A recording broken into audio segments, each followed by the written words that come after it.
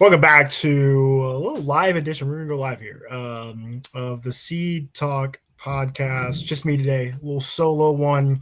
You're going to get an episode with Chewy's Customs that'll drop next week. We recorded that yesterday, actually. And then we've got a really cool one we're recording on Tuesday. We'll have more for that over the weekend. So continue to follow us at the Seed Talk podcast on Instagram, YouTube, obviously where you are right now, Threads, Twitter, all the things. Follow myself at SteveMac, all the same places to kind of keep up with all the things we have going on at the Seed Talk podcast. Oh yeah, this will be kind of quick, just a little quick Friday check-in. Also trying out some new gear, so we'll see how it sounds and all the things. But let's start with the NBA betting scandal, which is crazy, right? I mean, it's just like it's obviously all alleged, as the FBI and Kash Patel do the presser yesterday. You know, I'm on the West Coast right now, and you kind of wake up to all this information just being out there. You're like, oh, 10 Eastern, so 7 Pacific time, right? We're gonna have a press conference. Like, wait, what is going on, right? Then you see that Billups has been arrested and is being detained and arraigned, and same thing with Terry Rozier. That Rozier's agent comes out with a statement, I believe, to Pablo Torre, and then Billups' agent did something very similar late in the day. Then Pablo releases something that maybe Kevin Garnett is also kind of caught up in this with the poker games, right? The poker games, this is, again, all alleged, or this is all proven until guilty until proven innocent here, or innocent to proven guilty. Or say that there. There's maybe Kevin Garnett is wrapped up in the poker games, right? The poker games are also involved with the mafia. And you're just like, what the fuck? I think as a sports fan, as someone who advises within sports, I thought about it in a couple ways, right? Like, you see the jersey in the background. I love sports, have loved them since I was a kid. I think they are amazing. The idea of you working in the off season to make yourself better, to enhance your skills, and then to tout out those skills against other people that have done the same thing. And, that gladiator aspect of like who comes out on top, right?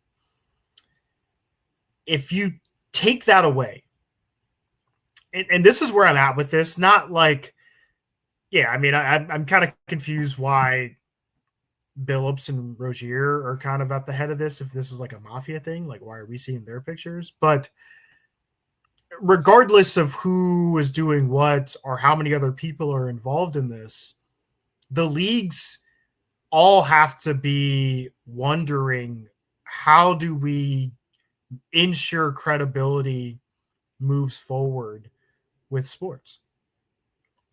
And if you're going to continue to have these sports gaming relationships, then you have to then ensure and find a way to make sure that we, as like the public, really really are like we know that sports is on the up and up, essentially. Let me say it in another way here, and I'm going to try to like be as succinct as possible. But if all of a sudden the Rocky stories are the idea of like the little engine that could, or the Brock Purdy's of the world, if you find out that now those things don't matter, if it's all scripted, or people in the background have their hands in it, and not just like a couple bad actors, like this is a widespread thing, you no longer have sports. If the pageantry and the theater of sports is why we come back to it, but there's a fandom to it that is crazy, right? Fandom is, should be honest, insane, right? You find a team at whatever age that you decide to like certain teams, and then the next thing you know, you're rooting for them, you're buying memorabilia and gear, and you're buying tickets to games, and you're going to bars and watching, and you're invested in a way that we don't do with anything else in life, right? Really, until maybe politics has kind of weirdly kind of taken that shape here recently. But there's nothing else in life like it. But the reason why people do those things, the reason why people paint their faces and wear the gear and all that, is because there's the idea that what you're watching, not just the idea of it, but the theater of it is real.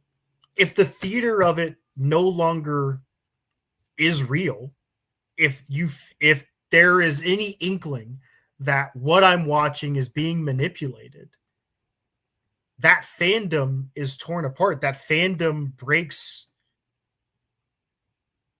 Like there's no reason to now be as invested, right? And if that happens to sports, like the ecosystem essentially falls apart. Sports is we say, I mean, it's billions of dollars, but it's across all these different sectors of our life, right? If you are a fan of like the Cowboys and you're like, you know what, I want to travel this week to the game, right? So now you get hotels and food and all these things, right? That's a tourism aspect of it. Again, the ticket aspect. So when you're in the stadium, obviously what I do from an advising perspective, all these companies are trying to figure out how do we engage with fans, right? All these fan engagement, either startups or activations and marketing and all this stuff. Like there's this whole ecosystem, and it truly falls apart if you think that sports is wrestling, right?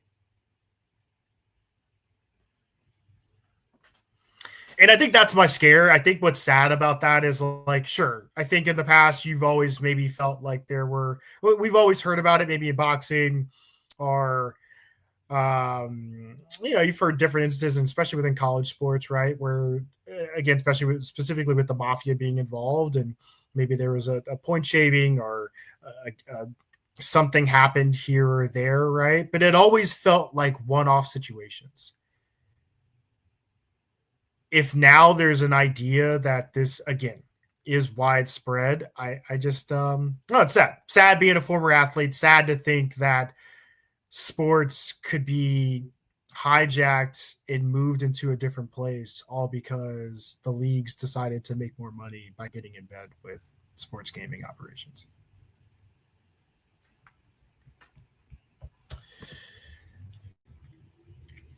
If you follow me or follow the C-Talk podcast, you know that Steph is my guy.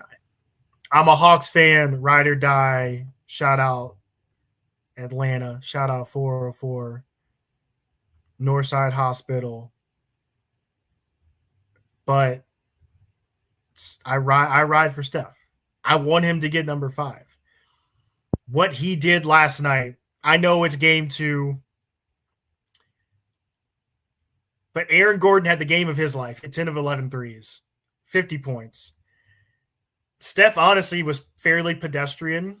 I think at one point he was like 3 for 9 from 3, maybe 3 for 8, one of the two.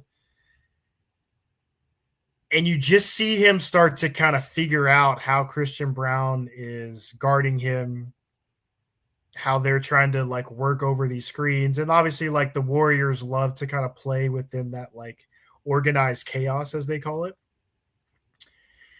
And then you just see it, boom, a little layup, right? A little like he looks like he's going around on the screen. It's like, oh, let me dive down here down the lane, get a little lay in. Then gets a couple of those Draymond, bounce passes into the screen where Steph just catches and launches, right? And then now he's going. Now he's getting back to the basket. Now he's getting to the free throw line.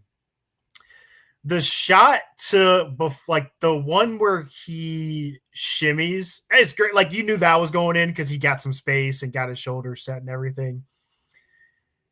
The one to tie the game is crazy. There's no one else like him. I don't care. Yeah, Dane can shoot it that far. Trey can shoot it that far. But there's no one that can like come off a screen, catch it. His feet are going the other way, get his eyes on the rim and just let it go. And once he let it go, you're like, that's good. It's I don't know, man. I just don't know if we have always appreciated just how good he is and what he does on a daily basis. And I feel like announcers are starting to say it too. Like his ability to get to the basket is just like at that size, it's unbelievable. His ability to finish around the basket and then where he can shoot it from. I don't think we'll see another player like him. And then you add in the conditioning at 37 years old to be running around these screens and really making the defense's life hell. It's unbelievable, man. So shout out to him. I just think if you're an NBA fan, I would cherish just being able to watch him for however long he wants to continue to play, and obviously still playing at this level. Like the Warriors should always be a league pass team for you, or if they're on, it's a national game. Obviously, last night was on ESPN. Like that, like Steph is appointment viewing, and has always been. But just had to highlight that, and that game was a great game. Nuggets were up. Warriors came back. Warriors were up for a little. They went up like 8. Nuggets came all the way back. Like I said, Aaron Gordon was just unreal. Jokic missed a ton of threes last night, but when he got in the paint, was able to do what he did. So basketball has been great to start the season. I always say this. I love football from the South, so I love football just like it's in my DNA. But the theater, I know I said it earlier on the gambling aspect of it, the betting aspect of it, but the theater of basketball – night in, night out, I think there's nothing like it. I know football we care about because of the inventory piece of it, but man, basketball, like you had Steph go for 42, Aaron Gordon go for 50, Luka went for 40 the other night, Ant goes for 40, Shea goes for 55, right? Obviously double overtime game, but like you have 2 double overtime games to start the season with the OKC Thunder. And again, I said it the other day, like it's different being hunted as opposed to being the hunter. Like the theater of basketball, even games that you feel like, this game's going to suck. And then you tune in like late in the third, you're like, oh, damn, it's a good game. Sixers Celtics the other day was a great game. The theater of NBA is just unbelievable. And I'm so glad we've got storytelling now from Amazon and Peacock to offset whatever ESPN ever does. All right, round out this little quick live on Friday. I think this is a huge deal. Not saying that because maybe I just worked on something with F1. But, yeah, I mean, we had this inflection point within F1, specifically talking in America because of Drive to Survive, and obviously COVID really enhanced that. Then there's been this push of like, oh, let's go to the races. Then it's become a little expensive for people. So now Apple going and grabbing this is interesting because like I feel like people kind of like ESPN went super hard on this. A lot of people were like there was like Beetle and Mero and Will, I forget his last name. The dude that's on the podcast and had BoJack Horseman. They had like a whole podcast about F1. Like people went all in on it. And then all of a sudden, because there wasn't, I'm going to use that word again, theater, because Max Verstappen that year won pretty much every race. All these like, all the TV deals and podcast deals kind of like slowly, they were like, is there like, are we tricked by the COVID numbers? Are we tricked by the Netflix numbers? And obviously, like Apple does their own stuff. What I mean by that is like you click into Apple and you're like, oh my God, I didn't know they had this movie or this TV show. To be honest, the MLB broadcast has been cool, but like it's also Friday and like, why am I clicking Apple on a Friday night? You know what I mean? Like MLS has done okay, but again, like they just don't market in the same way that everybody, like look at what Peacock and NBC just did for the NBA. Look what Amazon's been doing on some during the rollout. So what I'm saying in this is huge short term, and I believe, right, it's a 5-year deal. Yeah, 5 years, $750 million deal for exclusive US rights. I just wonder, does Apple change the way that they operate with sports today?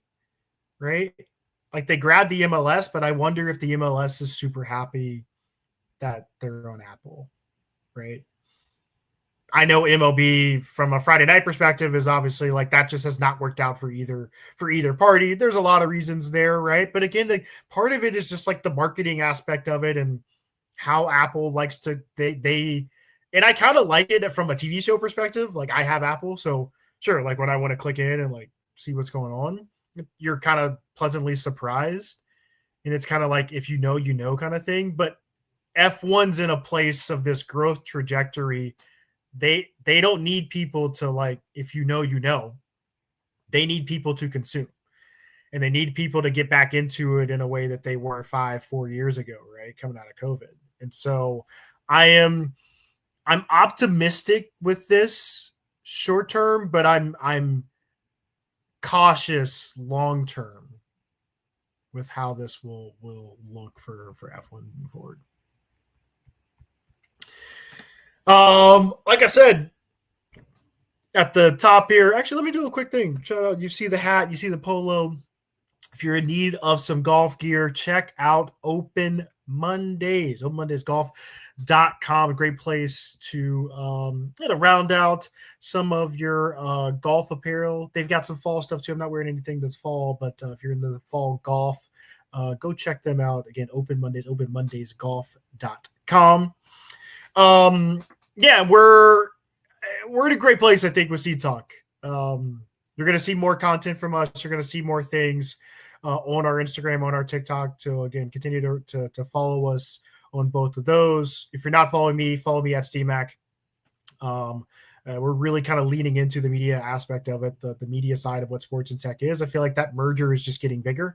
And then if you're a sports technology company out there that wants to work with us or work on the Sports Tech Atlanta side from a strategy, fundraising, business development side, reach out to info@sportstechatlanta.com. Or if you want us to highlight your product in some way or work with us on the podcast, do the same. Hit us up at info@sportstechatlanta.com. We would love to work with you. So appreciate the time. Always continue to rate, subscribe, and we'll see you in the next edition of the Seed Talk Podcast.